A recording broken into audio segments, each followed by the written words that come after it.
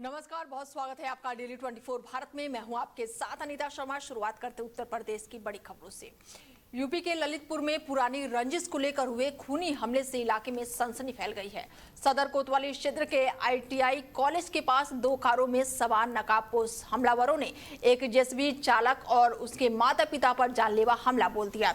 आरोप है कि बदमाशों ने जेसीबी चालक को दौड़ा कर धारदार हथियार से हमला किया और जान बचाने के लिए एक दुकान में वो घुसा, लेकिन हमलावर उसे बाहर खींच लाए और फिर बेरहमी से मारपीट की और इस दौरान बीच बचाव करने आए उसके माता पिता को भी पीटा गया। हमले में 3 गंभीर रूप से घायल बताए जा रहे हैं और जबकि राजकीय मेडिकल कॉलेज की इमरजेंसी वार्ड में उन्हें भर्ती कराया गया है। घटना की सूचना मिलते ही कोतवाली पुलिस मौके पर पहुंची है और जांच शुरू कर दी है। कृष्णपाल, क्या काम करते हैं आप? मजदूरी करते हैं। जेसीबी चलाते हैं? जी हाँ। क्या हो गया आपके, पूरा मामला बताओ। हम सुबह आए थे घर से, गाड़ी में पेट्रोल डाला, जब पेट्रोल पंप तक खड़े थे तो पीछे से गाड़ी आ गई। सुरेंद्र यादव, चंचल अहरवाल, दीपक मंगल। कितने लोग थे? काय चीज से हमला किया? लोहे की रॉड किए थे, तमचा हथियार किए थे और बस सीधे मारना शुरू कर दिया। किस चीज से मारा? लोहे की रॉड से फरसा लिए थे, कुल्हाड़ी लिए थे। अच्छा, कौन कौन हुआ है घायल? अब हम हो गए घायल, फिर हमारे रास्ते में माता पिता को चेक तो उनके भी हाथ पाँव तोड़ दिए। अच्छा, तो क्या पुरानी रंजिश चल रही, किस बात को लेकर हुआ? 2023 में भी हमें मारा था, हमारे हाथ पाँव तोड़ दिए थे। अच्छा, और उसी के चलते फिर हमें मारा। किस चीज को लेकर विवाद हो रहे हैं आप लोग का? कोई विवाद नहीं है, बस ये है कि अगल बगल में रहते हैं, ये जुआ सट्टा, पूरा अवैध हथियार, गांजा, ड्रग्स, सारे ये बुरे धंधे करते हैं, उसी के चक्कर में। अच्छा, आपके माता पिता को भी मारा है? हैं? माता पिता को भी मारा है, परिवार को वहीं अमेठी में परिवहन व्यवस्था को लेकर लोगों को नजरें जो है लगातार देखने को मिल रही है। ऐसे में लोगों की नाराजगी निकलकर सामने आ रही है। आरोप है कि करीब 15 साल के बाद जिले के मुख्यालय तक जाने के लिए बेहतर रोडवेज बस सुविधा उपलब्ध नहीं कराई जा सकी और ऐसे में तिलोई शुक्ल बाजार क्षेत्र में लोगों का कहना है कि लाखों करोड़ों लोगों की लागत से बस अड्डा तो बन गया, लेकिन वहां पर नियमित बसों का संचालन आज तक शुरू नहीं हो पाया। ग्रामीणों का कहना है कि बस अड्डा है तो बस नहीं है, बस है तो बस अड्डा नहीं है और जिसके चलते लोगों को जिला मुख्यालय तक पहुंचने के लिए 55 से 60 किलोमीटर का सफर बाइक या फिर निजी वाहनों से तय करना पड़ता है। इसका सबसे ज्यादा असर मरीजों और छात्रों और सरकारी काम से आने जाने वाले लोगों पर पड़ रहा है। जिला मुख्यालय के लिए एक भी साधन नहीं है। क्यों, वजह क्या है? क्यों बसें नहीं मिल रही हैं जिला मुख्यालय जाने के लिए? कहाँ कहाँ के लिए बसें चलती हैं? बसें यहाँ से तिलोई से लखनऊ चलती है, तिलोई से समरौता होकर लखनऊ चलती है, तिलोई से रायबरेली चलती है, 2-3 गाड़ियाँ रायबरेली चलती है और जगदीशपुर तिलोई रायबरेली से जगदीशपुर भी चलती है। फैजाबाद के लिए मात्र एक गाड़ी है, वो 3:30 बजे। ये डिपो अगर देखा जाए तो अमेठी जनपद का ये किस डिपो में आता है? अमेठी डिपो में है या रायबरेली डिपो में है? रायबरेली में। क्यों उपेक्षा का शिकार है? वजह क्या हो सकती है कि जिला मुख्यालय जाने के लिए लोगों को बस आज तक नहीं मिली है? अब इस विषय में हुजूर हम क्या बताएं, तो अधिकारियों के अंदर में है, उनको चाहिए गाड़ी चलाना। अब इस विषय में हम क्या बताएं, हम तो कर्मचारी हैं, हम थोड़ी कह सकते हैं, ना आदेश कर सकते हैं, ना कुछ कह सकते हैं। पीलीभीत के माधोर टांडा क्षेत्र में गांव में संचालित शराब की दुकानों के विरोध में महिलाओं का गुस्सा फूट पड़ा है। सैकड़ों महिलाएं शराब की दुकान पर पहुंची हैं और जमकर हंगामा करते हुए उसका संचालन बंद करवा दिया और इस दौरान महिलाओं ने शराब की दुकानों को तत्काल हटाने की मांग की। सूचना मिलते ही पुलिस और प्रशासन की टीम मौके पर पहुंची और हालातों को नियंत्रित करने का प्रयास किया। अधिकारियों ने महिलाओं से बातचीत करके 15 अगस्त तक शराब की दुकानों को हटाने के लिए समय मांगा, लेकिन महिलाएं तत्काल कार्रवाई की मांग पर घंटों अड़ी रही और इस दौरान दुकान में तोड़फोड़ किए जाने का भी आरोप है, जिसका वीडियो सोशल मीडिया पर तेजी से वायरल हो रहा है। वहीं अमेठी नगर पंचायत की लापरवाही का मामला सामने आया है। वार्ड नंबर 4 स्थित आर्य समाज गली में बरसात के बाद गटर का कचरा सड़क पर फैल गया है, जिससे स्थानीय लोग और दुकानदारों में भारी परेशानियों का सामना देखने को मिल रहा है। सड़क पर फैली गंदगी और बदबू के कारण राहगीरों का निकलना मुश्किल हो गया है और स्थानीय लोगों का आरोप है कि कई बार शिकायत के बावजूद भी नगर पंचायत की ओर से सफाई नहीं कराई गई। लोगों का कहना है कि गंदगी की वजह से संक्रमण बीमारियों का खतरा भी बढ़ गया है। अमेठी क्षेत्र के बाजार में चोरों ने एक किसान के दुकान को निशाना बनाते हुए लाखों रुपए की चोरी की वारदात को अंजाम दिया है। आरोप है कि बदमाश दुकान के पीछे की दीवार में सेंध लगाकर अंदर घुसे और करीब 40,000 रुपए की नकदी के साथ लाखों रुपए का कीमत का सामान लेकर मौके से फरार हो गए। सुबह जब दुकान खोलने पहुंचा तो सामान बिखरा पड़ा और पीछे की दीवार कटी हुई मिली। इसके बाद से पुलिस को सूचना दी गई। सूचना मिलते ही डायल 112 और संग्रामपुर थाना पुलिस मौके पर पहुंची और जांच शुरू कर दी। वहीं एटा जिले के पब्लिक स्कूल में मंगलवार सुबह एक व्यक्ति का शव फांसी के फंदे पर लटका हुआ मिला, जिसके बाद से इलाके में सनसनी फैल गई। मृतक की पहचान गिरीश चंद्र के रूप में हुई है। जानकारी के अनुसार सुबह स्कूल बस बच्चों को छोड़ने पहुंची। बच्चा स्कूल परिसर के अंदर गया तो उन्होंने एक व्यक्ति को फंदे से लटका देखा। घबराए बच्चों ने बाहर आकर राहगीरों को इसकी सूचना दी। मौके पर पहुंचे लोगों ने देखा कि गिरीश चंद्र फांसी के फंदे पर लटके हुए थे और सूचना मिलते ही पुलिस मौके पर पहुंची और शव को कब्जे में लेकर पोस्टमार्टम के लिए भेज दिया है। नाम क्या आपका? अनमोल, एक डेड बॉडी लटकी हुई है, क्या घटना हुई है? ये मेरे पिताजी ये सुबह को लगभग 7 बजे के समथिंग निकले थे घर से। मैंने सोचा ये चाय के लिए दूध लेने जा रहे हैं, पर ये मैं सो गया। तो उसके बाद ये ऐसा कर रहे हैं। यहाँ किस अवस्था? नाम क्या आपका? अनमोल, एक डेड बॉडी लटकी हुई है, क्या घटना हुई है? ये मेरे पिताजी ये सुबह को गोंडा अलीगंज से खबर है, जहां पर स्कूल में शव मिलने के बाद से सनसनी मच गई है। वहीं हमारे साथ हमारे संवाददाता राघव जुड़ चुके हैं, उनसे बातचीत करते हैं कि पूरा मामला क्या है, क्योंकि स्कूल के अंदर शव मिलने के बाद से बच्चे भी काफी घबराए हुए होंगे। क्या कुछ अपडेट है राघव?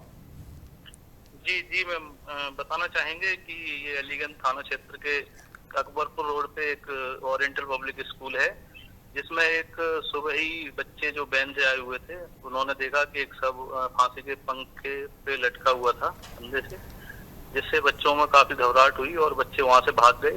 राहगीरों ने जाके देखा तो जो उनका शव था वो फंदे पे लटका हुआ था फांसी की। तो आपको बताना चाहेंगे कि जहाँ तक पुलिस से हमारी बात हुई है, पुलिस ने बताया कि जांच का विषय है, जांच के बाद ही बता पाएंगे कि क्या मामला हो सकता है। जी मैम। क्या संदिग्ध की पहचान हो पाई है राघव? देखिए मैम, फॉरेंसिक टीम आई थी एटा से, उन्होंने जांच की है। जांच में जो भी तथ्य पाए जाते हैं उसके हिसाब से कार्रवाई के लिए बोला है। लेकिन सवाल मेरा यह है कि जिस शख्स ने फांसी लगाई है, जिसकी जान गई है, उस शख्स की पहचान हो पाई है?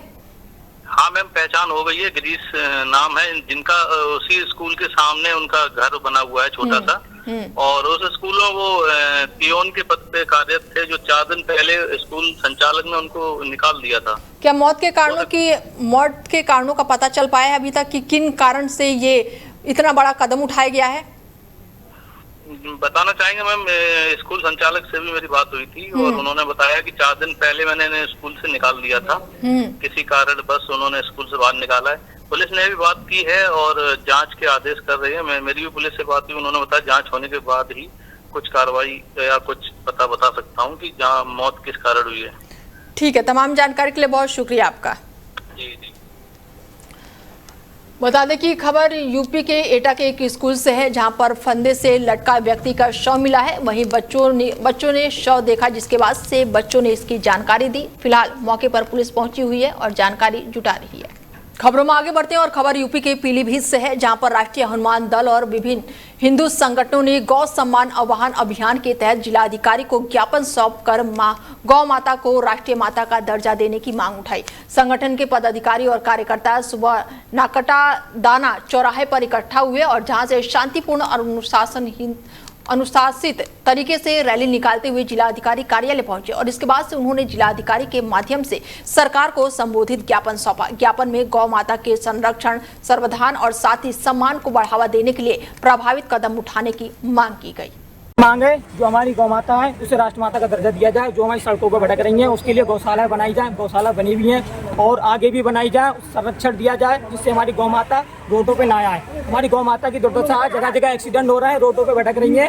ये शासन प्रशासन की भी कमी है और यहाँ के अधिकारियों की भी कमी है। इसलिए हम भारत सरकार से ये मांग करते हैं हमारी गौ माता को राष्ट्र माता घोषित किया जाए और गौ माता के लिए ये कानून लाया जाए जिससे जो हमारी गौ माता को काटने का प्रयास करे उसे सिर्फ और सिर्फ फांसी की सजा हो, जिससे हमारी गौ माता सुरक्षित रहे। प्रयागराज के नवाबगंज क्षेत्र में सरकारी तालाब पर कथित अवैध कब्जे का मामला सामने आया है। मालक बलऊ गांव के रहने वाले संत बाबू पांडे ने आरोप लगाया कि गाटा संख्या 723 और 738 पर बने सरकारी तालाब पर कई सालों से अवैध कब्जा किया गया है। पीड़ित का आरोप है कि जब उन्होंने इस मामले की शिकायत की तो शिकायत वापस लेने के लिए उन पर दबाव बनाया गया और जान से मारने की धमकी दी गई। पुलिस के मुताबिक पीड़ित की तहरीर के आधार पर सचिंद्र मिश्रा, जगत नारायण, आनंद, अनुराग, आलोक, आकाश और हार्दिक समेत कई लोगों के खिलाफ एफआईआर दर्ज की गई है और आगे की कार्रवाई शुरू कर दी गई है। रामपुर की मोहम्मद अली जौहर यूनिवर्सिटी मामले में सोमवार को 2 अलग अलग अदालतों से अहम आदेश सामने आए हैं। मुरादाबाद मंडलायुक्त के आदेश ने यूनिवर्सिटी के 38 भवनों के ध्वस्तीकरण पर अगले आदेश तक अंतरिम रोक लगा दी है। यूनिवर्सिटी की ओर से ध्वस्तीकरण आदेश के खिलाफ दायर याचिका पर सुनवाई करते हुए अदालत ने अंतिम फैसला आने तक किसी भी भवन को नहीं तोड़े जाने के निर्देश दिए हैं। वहीं इसी मामले में इलाहाबाद हाईकोर्ट ने एक अलग ही याचिका पर सुनवाई करते हुए ट्रस्ट की ओर से दायर याचिका में हस्तक्षेप करने से इनकार कर दिया है। अदालत ने कहा कि किसी विश्वविद्यालय या ट्रस्ट की ओर से केवल उसका अधिकृत अधिकारी ही याचिका दायर कर सकता है, कोई बाहरी व्यक्ति संस्था का प्रतिनिधित्व नहीं कर सकता। मोहम्मद अली जौहर यूनिवर्सिटी के खिलाफ जो जिलाधिकारी रामपुर द्वारा ध्वस्तीकरण के आदेश दिए गए थे उसको लेकर सुनवाई 28 जुलाई को होनी थी, लेकिन आज जितना सुनवाई हुई है क्या कुछ रहा है पूरा और आने वाले वक्त में क्या आप पक्ष रखें? आज जो है उनके द्वारा एक एप्लीकेशन ये दी गई कि दिनांक 28 जुलाई को शायद हड़ताल रहे क्योंकि एक अधिवक्ता महोदय का निधन हो गया है और उनके द्वारा ये शंका व्यक्त की गई कि आरडीए कभी भी ध्वस्तीकरण कर सकता है, इसलिए इसके एप्लीकेशन की आज ही सुनवाई कर ली जाए और अगली सुनवाई होने तक इसमें कोई ध्वस्तीकरण ना किया जाए। ये न्यायालय में पेश की गई और न्यायालय द्वारा इस पर सुनवाई करते हुए केवल अग्रिम सुनवाई तक आरडीए का आदेश स्थगित किया है। कोई मेरिट में सुनवाई नहीं हुई है। अभी मेरिट में सुनवाई जब होगी तो आरडीए द्वारा और स्टेट द्वारा अपना पक्ष रखा जाएगा। ये जो आज आदेश दिया है ये आदेश कब तक वैलिड है? ये केवल एडमिशन की सुनवाई तक, जो भी एडमिशन की सुनवाई होगी तब तक के लिए वैलिड है। उसके बाद जो भी एडमिशन का अंतिम आदेश न्यायालय का होगा तो वो मान्य होगा। मुझे अभी जानकारी मिली है कि मोहम्मद अली जौहर यूनिवर्सिटी रामपुर को कमिश्नर मुरादाबाद ने अभी एंट्रीम स्टे दिया है। वैसे मैं उम्मीद करती हूँ कि ये एंट्रीम स्टे ही अंतिम स्टे अगर होता तो और भी अच्छा होता। मैं उनका कमिश्नर महोदय का धन्यवाद भी करना चाहती हूँ और बधाई देना चाहती हूँ उन स्टूडेंट्स को जिन्होंने संघर्ष किया इस स्टे को करवाने में। कई दिनों से हड़ताल पे बैठे हैं। बधाई देना चाहती हूँ मैनेजमेंट को, रामपुर वालों को और जो भी एजुकेशनिस्ट हैं, जो भी इस मूवमेंट से जुड़े रहे हैं, जो लोग यूनिवर्सिटी से जुड़े हैं, सभी लोगों को मेरी तरफ से इस एंट्रीम स्टे की मुबारकबाद। खबर यूपी के अंबेडकर नगर से है, जहां पर झोला छाप डॉक्टरों के खिलाफ कार्रवाई के दावों के बीच एक बार फिर से कथित लापरवाही का मामला सामने आया है। बारदभीरा निवासी जितेंद्र के अनुसार उनकी 13 साल की बेटी गरिमा की पेट दर्द की शिकायत होने पर बीके मेडिकल स्टोर परिसर में संचालित कथित अवैध क्लिनिक ले जाया गया। आरोप है कि डॉक्टर ब्रिजेंद्र ने इंजेक्शन लगाया, जिसमें कुछ ही देर बाद बालिका की तबीयत बिगड़ गई और परिजनों का कहना है कि हालत गंभीर होने पर डॉक्टरों ने उसे जिला अस्पताल रेफर कर दिया, जहां पर डॉक्टरों ने गरिमा को मृत घोषित कर दिया। परिवार का आरोप है कि मेडिकल स्टोर की यार्ड में अवैध रूप से क्लिनिक संचालित करके मरीजों का इलाज किया जा रहा है। घटना के बाद से परिवार में शोक का माहौल है। परिजनों ने मामले की निष्पक्ष जाँच करके दोषियों के खिलाफ सख्त कानूनी कार्रवाई की मांग की है। वाराणसी के दाल मंडी सड़क चौड़ीकरण परियोजना के तहत सोमवार को लंगड़ा हाफिज मस्जिद परिसर में चिन्हीकरण करके उसको हटाने का काम शुरू किया गया। प्रशासन और मस्जिद कमेटी के बीच सहमति बनने के बाद से कमेटी ने स्वयं सड़क की जद में आए हिस्से को हटाने का निर्णय लिया और मजदूरों से ध्वस्तीकरण कराए। इससे पहले प्रभावित 24 दुकानों को खाली कराया गया और मस्जिद परिसर से पूर्व हिस्से में नई दुकानों का निर्माण भी शुरू करा दिया गया। दुकानदारों के अनुसार नई दुकानें तैयार होने पर उन्हें वहीं पर स्थानांतरित किया जाएगा। प्रशासन ने पहले मस्जिद के उत्तरी हिस्से को चिन्हित किया था, जिसके बाद से कई दौर की वार्ता के बाद से ये निर्णय लिया गया। इससे पहले भी करीमुल्ला बेग और साथ ही कई ऐसी जगहों को प्रभावित किया गया, जिसके बाद से निर्माण हटाकर परियोजना में सहयोग कर चुके हैं। 26/7/2026 को सूचना प्राप्त हुई कि मगरवाड़ा क्षेत्र के रहने वाले एक व्यक्ति पवन राठौर पुत्र सुनील राठौर उम्र 28 वर्ष द्वारा फांसी लगाकर आत्महत्या कर ली गई है। सूचना प्राप्त होते ही पुलिस मौके पर पहुंची, शव को कब्जे में लिया व पंचायतनामा की कार्रवाई कराई जा रही है। घटना की जांच जारी है। आरोपों की पुष्टि होने पर अग्रिम विधिक कार्रवाई कराई जाएगी। वहीं जौहर विश्वविद्यालय के समर्थन में समाजवादी पार्टी ने समाजवादी अल्पसंख्यक सभा के नेतृत्व में विरोध प्रदर्शन किया। सपा नेताओं और विभिन्न संगठनों के कार्यकर्ताओं ने प्रदर्शन करके विश्वविद्यालय के 38 भवनों को जारी ध्वस्तीकरण नोटिस का विरोध जताया। प्रदर्शन के बाद से अल्पसंख्यक सभा के जिलाध्यक्ष ने जिलाधिकारी के माध्यम से राज्यपाल के नाम ज्ञापन सौंपा। ज्ञापन में ध्वस्तीकरण की कार्रवाई पर रोक लगाने और नोटिस वापस लेने की मांग की गई। सपा नेताओं का आरोप है कि विश्वविद्यालय के साथ अन्याय किया जा रहा है और सरकार को इस फैसले पर पुनर्विचार करना चाहिए। प्रदर्शनकारियों ने चेतावनी दी कि यदि सरकार और प्रशासन ने उनकी मांगों पर ध्यान नहीं दिया तो आंदोलन को और व्यापक बनाया जाएगा। और इस दौरान कार्यकर्ताओं ने सरकार के खिलाफ नारेबाजी करते हुए अपनी मांगों को जल्द पूरा करने की अपील की।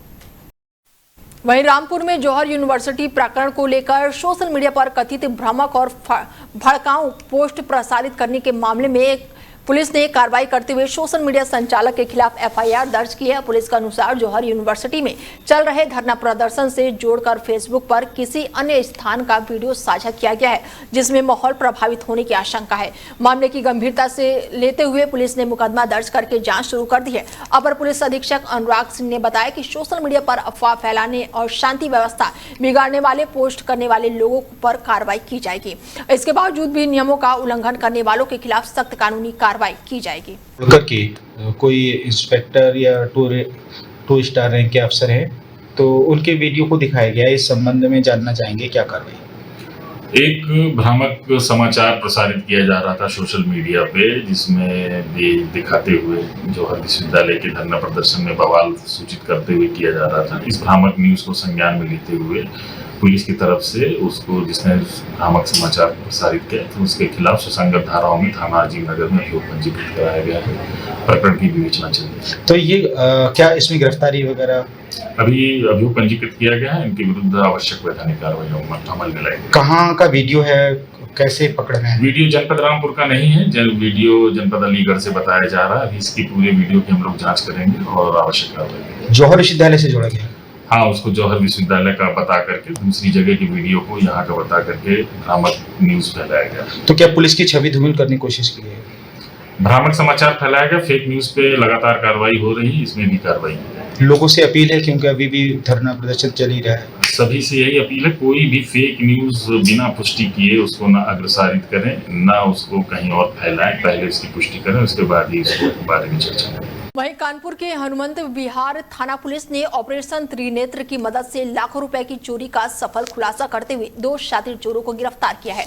पुलिस के अनुसार ये चोरी के एक पीएससी कर्मी के घर पर हुई है। जांच के दौरान सीसीटीवी फुटेज और अन्य तकनीकी साक्ष्यों के आधार पर आरोपियों पवन और राहुल को गिरफ्तार किया गया है। पुलिस ने उनके कब्जे से चोरी के लगभग 100% सामान बरामद कर लिए हैं। जांच में सामने आया कि दोनों आरोपियों का लंबा आपराधिक इतिहास भी रहा है और वो पहले भी कई मामलों में जेल जा चुके हैं। गिरफ्तारी के बाद से दोनों को न्यायालय में पेश करके जेल भेज दिया गया है। डीसीपी दक्षिण दीपेंद्र नाथ चौधरी ने प्रेस कॉन्फ्रेंस में मामले का खुलासा करते हुए बताया कि ऑपरेशन त्रिनेत्र के तहत लगे कैमरों से अपराधियों की पहचान और गिरफ्तारी में महत्वपूर्ण सफलता मिल रही है।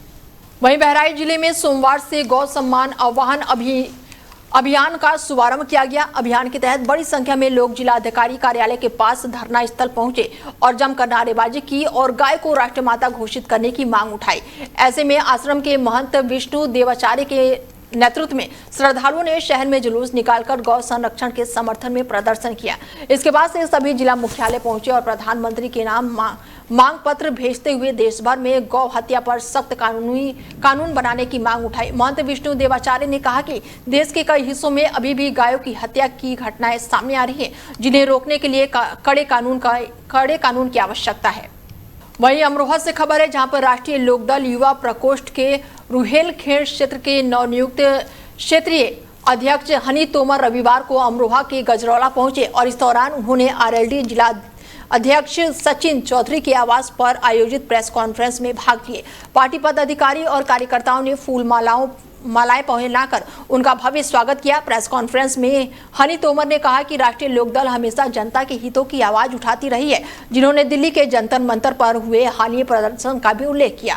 हनी तोमर ने कहा कि वो संगठन को बूथ स्तर पर मजबूत करने और पार्टी की नीतियों को जन जन तक पहुंचाने के लिए लगातार क्षेत्र का दौरा कर रहे हैं। उन्होंने दावा किया कि बड़ी संख्या में युवा आरएलडी की विचारधाराओं से प्रभावित होकर पार्टी से जुड़ रहे हैं और इस अवसर पर पार्टी के कई पदाधिकारी और कार्यकर्ता मौजूद रहे। अमरोहा में आए हैं, कहाँ जा रहे हैं, कहाँ से आए हैं, पहले इसके बारे में बताइए। देखिए, मेरे नेता आदरणीय चौधरी जयंत सिंह जी ने मुझे इतनी बड़ी जिम्मेदारी पार्टी की तरफ से सौंपी है।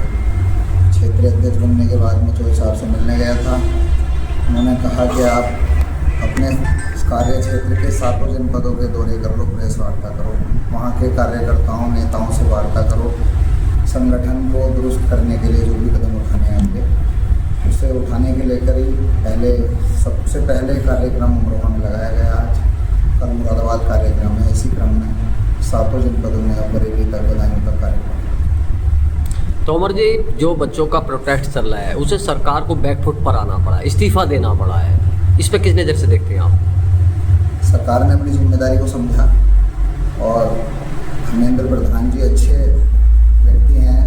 चौधरी जयंत सिंह जी भी हमारे उनके साथ शिक्षा राज्य मंत्री रहे हैं। उन्होंने कल ट्वीट भी किया और साझा किया अपनी द्वारा अनुभव जो धर्मेंद्र प्रधान जी के साथ उनके थे, लेकिन उन्होंने अपनी जिम्मेदारी दिखाई और छात्रों को इस आंदोलन को गलत दिशा की तरफ ना चला जाए, उससे पहले ही सरकार ने पूरी संवेदनशीलता से इसे लेते हुए मैं भी जिम्मेदार लोगों से वार्ता करके संगठन को युवाओं को ज़्यादा से ज़्यादा भागीदारी हम कर सकते हैं, युवाओं को कैसे पार्टी से जोड़ा जा सकता है और जो सक्रिय लोग हैं उन्हें जिम्मेदारियां दी जाएंगी, उनके हाथों को मजबूत किया जाएगा और संगठन को मजबूत। फिलहाल बुलेटिन में मेरे साथ इतना ही, दीजिए इजाजत, नमस्कार।